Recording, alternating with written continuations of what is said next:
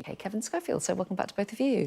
And we're kicking off once again with the coverage of the hideous earthquake in Southeast Asia that has claimed so many lives, particularly close to the epicentre in Myanmar, but also a building collapse in Thailand as well has also taken life too. This is the Star's front page, and they succinctly put it, hell on earth. Yes, hell on earth, saying tens of thousands feared dead in the quake. As you said, this is the skyscraper that collapsed in Thailand. It was under construction, wasn't it? Yes, the under construction skyscraper, exactly, that killed, I mean, we're not actually sure how many people it's killed yet because they're still counting, but I mean, the disaster sort of comes at such a critical time for Myanmar. We were discussing earlier that it's already torn apart by a brutal civil war.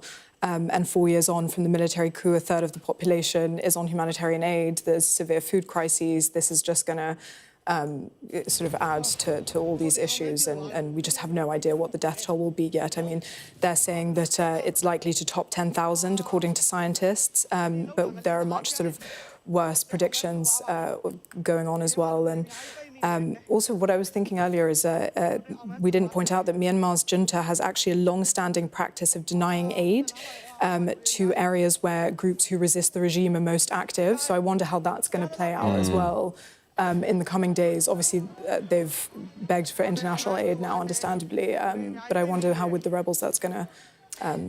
That's right, and so many challenges in the country even before this happened, and now really testing times for people there.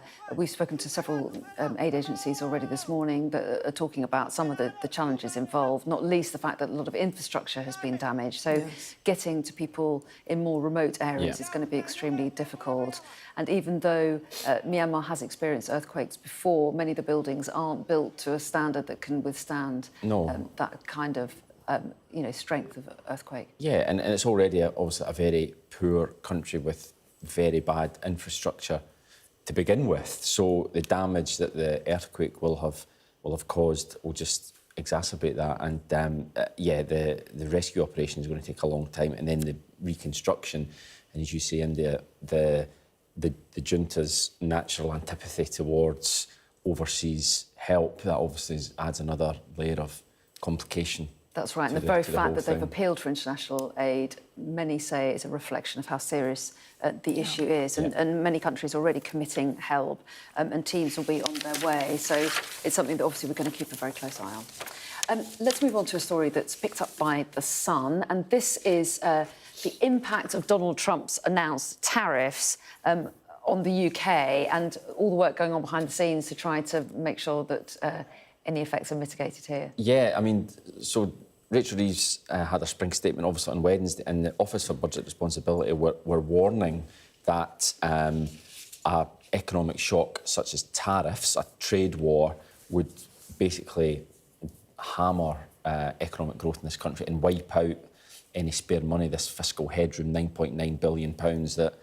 Rachel Reeves hopes to have in 2029. That will just go. So you're talking about literally a week after the spring statement, all our sums could just be thrown up into the air. Yeah, and that announcement came just hours, didn't it, after she'd finished speaking. Yeah. Already throwing a spanner in the works. Well, especially, the 25% tariffs on cars, I mean, that is a big one. I mean, they'd already talked about tariffs on steel, which will obviously impact this country, but not to the same extent as the car tariffs. That could be a huge blow to the British economy.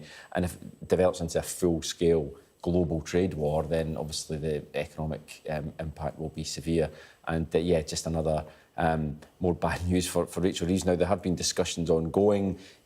Trump has talked in the past about doing an economic deal with the UK, which would remove the need for any tariffs. But it looks as though we're probably going to run out of time ahead of Wednesday anyway. So the tariffs will come in.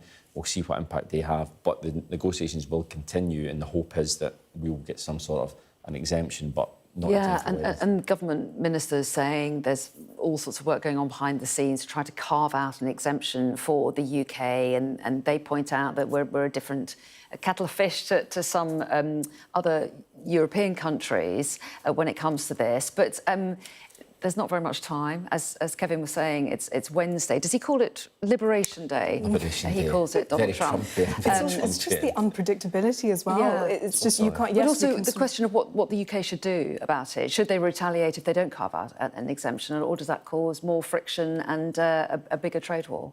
I suspect that would cause more friction, but then again, how could you not? You look weak if you don't. Exactly. Is the thing, doesn't? Especially if the EU, for instance, they've talked about retaliatory tariffs. So if Britain doesn't, it just makes us, as I say, it looks pretty weak if we don't. But at the same time, they don't want to annoy Trump. And that is guaranteed to annoy Trump. So, it's an absolute nightmare, basically. Well, yeah, and a lot of people kind of portraying it as a kind of a tightrope that Keir Starmer is walking, trying to keep both the EU and America on side, not least because of the economy, but also the lots of defence issues as well that we've been talking about a lot to do with Ukraine, which takes us to the front of the Financial Times, because they have an interview with Giorgia Meloni, and she says this idea of choosing between Trump and Europe is childish. Yes, so it ties in quite nicely, doesn't it? So it's almost as if you'd planned it. Almost as if we planned it. So this is her first interview with a foreign newspaper since coming into office in 2022.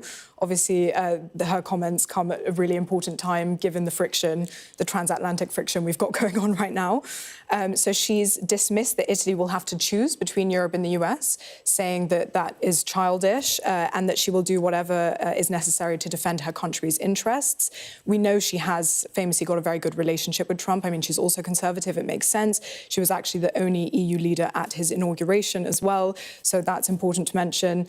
But of course, this comes as Trump's cabinet this week branded EU's so-called freeloading as pathetic in a widely circulated Signal chat that was leaked to the Atlantic's editor by accident. So she, for her to say this at this time is quite important, because we've got this quite clear sort of stance by the Trump's cabinet against what they think the EU are sort of not pulling their weight in many areas, defence spending being one of them. And she's actually said that the retaliation to Trump of some EU leaders has been too political. So that's her stance on it. Which... Well, I mean, obviously, Trump, he's said before that he thinks the EU was set up to attack the US, which somehow fleece the US. US. Which is bizarre, really. But what's interesting, I think, is that Maloney's position isn't that different. Well, it's not different at all, actually, from the UK's stated position when it comes to America and the EU.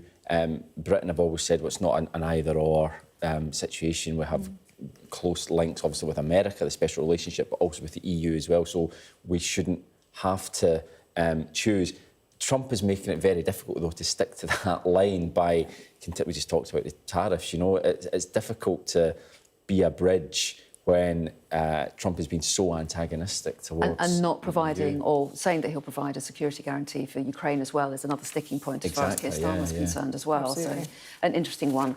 Take us on, though, India, to the Telegraph and their coverage of the King's health. Yes. I'm just wondering if you'd written it, actually. But no, it's my colleague, Hannah Furness. Yeah. She wrote a commentary piece on... This is his first sighting yesterday since he was admitted to hospital after experiencing adverse side effects from his cancer treatment, which sort of just, I think, marked a moment for everybody to remember that he was still undergoing weekly cancer treatment. I think it's something that's easily forgotten. It's easily forgotten, you're right. Well, given how busy he is. He's so busy. Exactly, he's so busy. He's just been in Northern Ireland. He's going to Italy in just over a week. He's got daily public engagements. He's got daily audiences behind the scenes that we don't see. I mean, we forget. He's 76, undergoing weekly treatment. Obviously, he's very stoic about it. And Hannah's analysis really focuses in on this Winston Churchill statement that he said last week during a visit to cancer patients.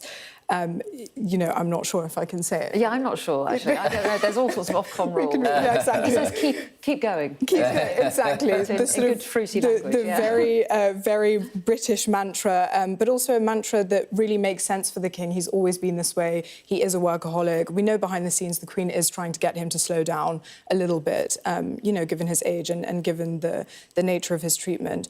Obviously, it was concerning to many people to hear that he was admitted to hospital, although it was a brief stay.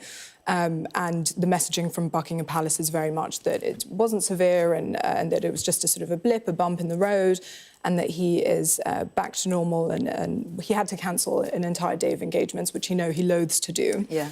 So that was also quite an interesting take. But they still need to prioritise his health, you know. Yeah, absolutely. I think he finds it difficult not working. We're out of time again, but we'll see you both next hour. See you then.